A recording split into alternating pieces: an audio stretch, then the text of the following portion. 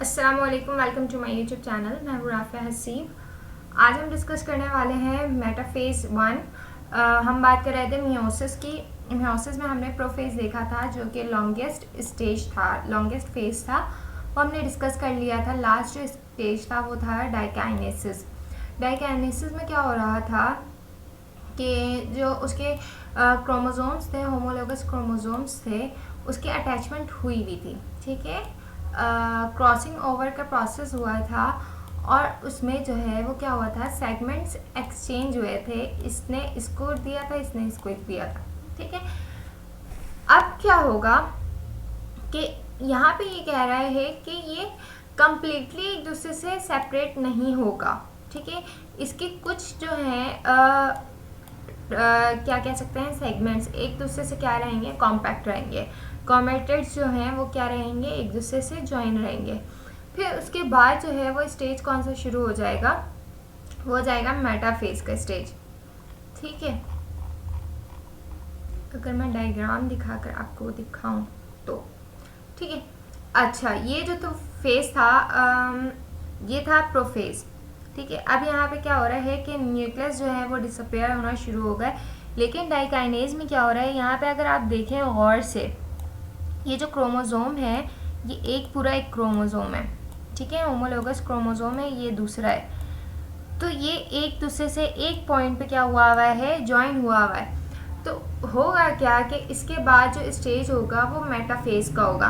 Metaphase में क्या होगा कि सेम जिस तरह से हम माइटोसिस में बात कर रहे थे कि मेटाफेज में इक्वेटर में आ जाएंगे, तो इसी तरह से क्या होगा, following changes occur in this phase, the bivalent line up at the equatorial plane. होगा क्या, सारे जो हैं वो एक पॉइंट पे आ जाएंगे, स्ट्रेट पॉइंट में। लेकिन अभी भी क्या होगा, इसमें डिटैचमेंट नहीं होगी, मतलब कि थोड़े बहुत क्या होंगे, एक दूसरे से अटैच्ड होंगे, दोनों के दरमियान एक फोर्स मौजूद होगा। The centromere of each chromosome attaches, यही बात कि इसके जो सेंट्रोमियर होंगे एक दूसरे से अटैच्ड होंगे with same fibre of spindle. अब इसी सेल से क्या होंगे, फाइबर्स स्पिंडल, सेंट्रियोल से स्पिंडल निकलना शुरू हो जाएंगे। ये क्या होंगे, इस तरफ मूव करेंगे, क्रोमोसोम्स की तरफ, होमोलोगस क्रोमोसोम्स की तरफ मूव करेंगे। और फिर उसके बाद जो स्टेज स्टार्ट हो जाएगा वो हो जाएगा एनाफेज का। At this stage one chromosome from each member of homologous pair bivalent begin to separate। अब ये जो जुड़े हुए थे, ठीक है, ये टोटली बिल्कुल कंप्लीटली क्या हो जाएंगे, सेपरेट हो जाएंगे। अगर मैं इस तरह से दिखाऊं,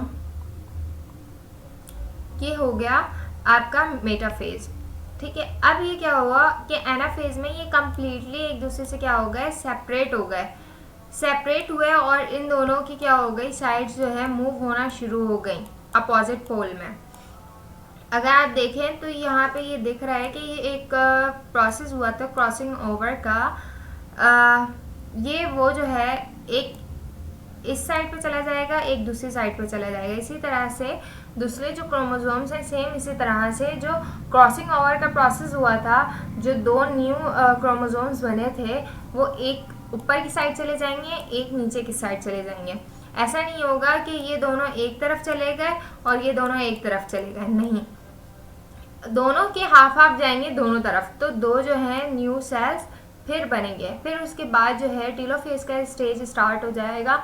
जितने भी होमोलोगस क्रोमोसोम हैं वो क्या होंगे, वो बिल्कुल जो है सेपरेट होके साइड हो जाएंगे। फिर यहाँ पे कैरियोकाइनेसिस का प्रोसेस शुरू हो जाएगा। मतलब सेम वही कि यहाँ पे न्यूक्लियस जो है अपेयर होना शुरू हो जाएंगे और ये भी कंडेंस फॉर्म में जितने भी क्रोमोसोम हैं होमोलोगस क्रोमोसोम हैं। ठीक है, माइटोसिस में क्या हो रहा था, जब हम बात कर रहे थे लास्ट स्टेज की, तो क्रोमेटिड्स आ रहे थे। ठीक है, क्रोमेटिड्स, लेकिन अभी जो है हमारे पास कंप्लीट क्रोमोसोम है, होमोलोगस क्रोमोसोम है। ये दो सेल में कन्वर्ट हो गए। अब क्या होगा, इसके बाद टेलोफेज 1 फेज खत्म हो गया। ठीक है, the nuclear membrane from around the chromosomes at each pole and chromosomes become uncoiled, the nucleus reappear होना शुरू हो जाएंगे nucleus, and thus two daughters nuclei form, दो न्यूक्लियाई फॉर्म्ड हो जाएंगे। फिर साइटोकाइनेसिस का प्रोसेस होगा, मतलब सेल जो है बिल्कुल टोटली सेपरेट हो जाएंगे, दो हमारे पास सेल तैयार हो जाएंगे टेलोफेज में।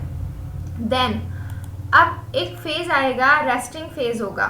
जिस तरह से माइटोसिस के लिए या मियोसिस के लिए इंटरफेज स्टार्ट हो रहा था, जिसमें सेल की रिक्वायरमेंट जिस चीज़ की थी कि अब दूसरे फेज में जाना है, इस चीज़ की रिक्वायरमेंट है, इसी तरह से एक फेज आएगा इंटरफेज। उसमें क्या होगा कि बहुत शॉर्ट पीरियड होगा इंटरफेज का, before meiosis 2। It is similar to interphase between mitotic division, except बिल्कुल सेम होगा, लेकिन क्या होगा, इसमें डीएनए की रेप्लिकेशन नहीं होगी। अगर डीएनए की रेप्लिकेशन होती है तो नंबर ऑफ क्रोमोसोम्स हाफ नहीं होंगे, और हमें नंबर ऑफ क्रोमोसोम को क्या करना है, हाफ करना है। तो यहाँ पे डीएनए की रेप्लिकेशन क्या हो जाएगी, स्टॉप हो जाएगी।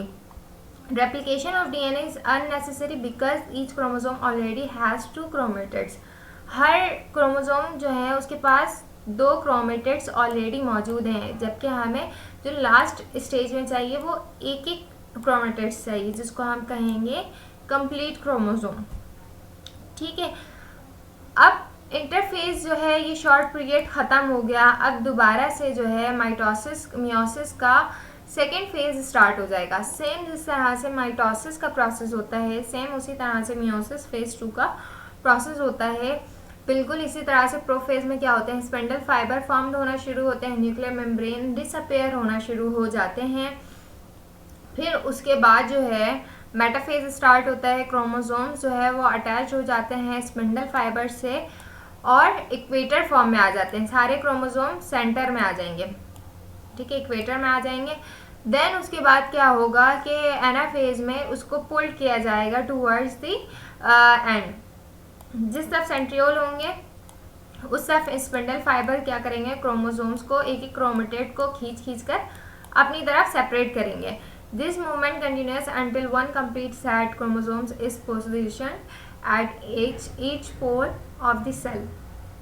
ये एक पॉइंट पे आ गए। अब क्या होगा, टीलोफेज स्टार्ट हो जाएगा, स्पिंडल फाइबर डिसअपेयर होना शुरू हो जाएंगे, ये डिसअपेयर होंगे, क्रोमोसोम्स बिगिन टू अनकॉइल होना शुरू हो जाएंगे, फिर से ये कंडेंस फॉर्म में आ जाएंगे। They become longer and indistinct and form group at each pole around each group nuclear membrane envelope. पूरा न्यूक्लियस तैयार हो जाएगा इस फॉर्म में। फिर साइटोकाइनेसिस का प्रोसेस होगा।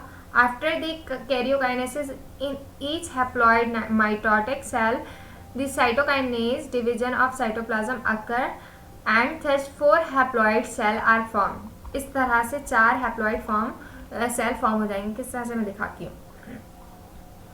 ये वो फेज था जो फेज 1 था, ठीक है। उसके बाद स्टार्ट हुआ यहाँ पे ये होमोलोगस क्रोमोसोम है, ये मेटाफेज है। यहाँ पे क्या हो रहा है कि स्पिंडल फाइबर न्यूक्लियस डिसअपेयर हो गए, सेंट्रियोल दोनों अपोजिट पोल पे चले गए, ये क्रोमोसोम है, ठीक है। अभी ये जो है एक दूसरे से ये होमोलोगस क्रोमोसोम की अटैचमेंट हुई भी है। ये क्या करेंगे, इसको अपनी तरफ खींचना शुरू करेंगे, इसकी अटैचमेंट हो जाएगी स्पिंडल फाइबर से। ये फिर उसके बाद डिटैचमेंट हो जाएगी टीलोफेज में, ये एक साइड एनाफेज में ये एक तरफ चले जाएंगे, ये दूसरी तरफ चले जाएंगे। देन एनाफेज, ये 2 सेल हैं, दोनों सेल में सेम काम होगा। फिर उसके बाद न्यूक्लियर अपेयर होगा, देन साइटोकाइनेसिस हो जाएगा। इस तरह से क्या होंगे कि एक सेल से कितने सेल्स बन गए, 4 सेल्स बन गए। पहले फेज में 2 सेल्स बने और दूसरे फेज में 4 सेल्स बने। इस तरह से नंबर ऑफ क्रोमोसोम्स क्या हो गए, हैप्लॉइड हो गए 4 बनने वाले सेल्स में, ठीक है। अच्छा, इसके अलावा एक यहाँ पे कह रहा है what happens in absence of meiosis. क्या होगा अगर मियोसिस ना हो तो, अगर मियोसिस ना हो तो क्या होगा कि chromosomes would have been doubled, हो सकता है डबल हो जाए, और उसके नतीजे में क्या होगा कि एबनॉर्मल ग्रोथ होगी। एबनॉर्मल ग्रोथ होगी मतलब ये कि हमें पता है कि मियोसिस जो होता है उसमें नंबर ऑफ क्रोमोसोम्स हाफ हो जाते हैं, मतलब मदर से हाफ और फादर से हाफ। इस तरह से कंप्लीट हमारे बॉडी में जो है 40 नंबर ऑफ क्रोमोसोम्स क्या रहे हैं, एक इंसान में नंबर ऑफ क्रोमोसोम्स कितने होने चाहिए, 46, तो वो 46 रहे। लेकिन ऐसा हो कि फादर से ऐसा हो कि फादर से नंबर ऑफ क्रोमोसोम 46 आ रहे हैं और मदर से भी 46 आ रहे हैं, और मियोसिस का यहाँ पे प्रोसेस नहीं हो रहा, ठीक है। मियोसिस में होगा ये हाफ होगा, लेकिन यहाँ पे मियोसिस नहीं हो रहा। 46 और 46 92 नंबर ऑफ क्रोमोसोम्स, जो न्यू बनने वाले जो स्पीशी होगा या ऑर्गेनिज्म होगा उसमें नंबर ऑफ क्रोमोसोम क्या होंगे 92, और 92 नंबर ऑफ क्रोमोसोम ह्यूमन के नहीं होते, तो मतलब जो स्पीशी बनेगा या ऑर्गेनिज्म बनेगा वो कुछ न्यू ही होगा। मतलब उसमें जो ग्रोथ होगी वो क्या होगी, एबनॉर्मल ग्रोथ होगी, जिसके नतीजे में क्या होगा, स्पीशी चेंज हो जाएगा। और ऐसा होता नहीं है, वो क्या हो जाता है कि उस ऑर्गेनिज्म की या उस स्पीशी की डेथ हो जाती है। एबनॉर्मल ग्रोथ की वजह से क्या होगी, उसकी डेथ हो जाएगी। तो this is all about meiosis. उम्मीद करती हूँ तमाम बातें समझ में आई होंगी। जो चीज़ें नहीं समझ में आई वो आप मुझसे कमेंट सेक्शन में पूछ सकते हैं। नेक्स्ट वीडियो के लिए अल्लाह हाफिज़, टेक केयर।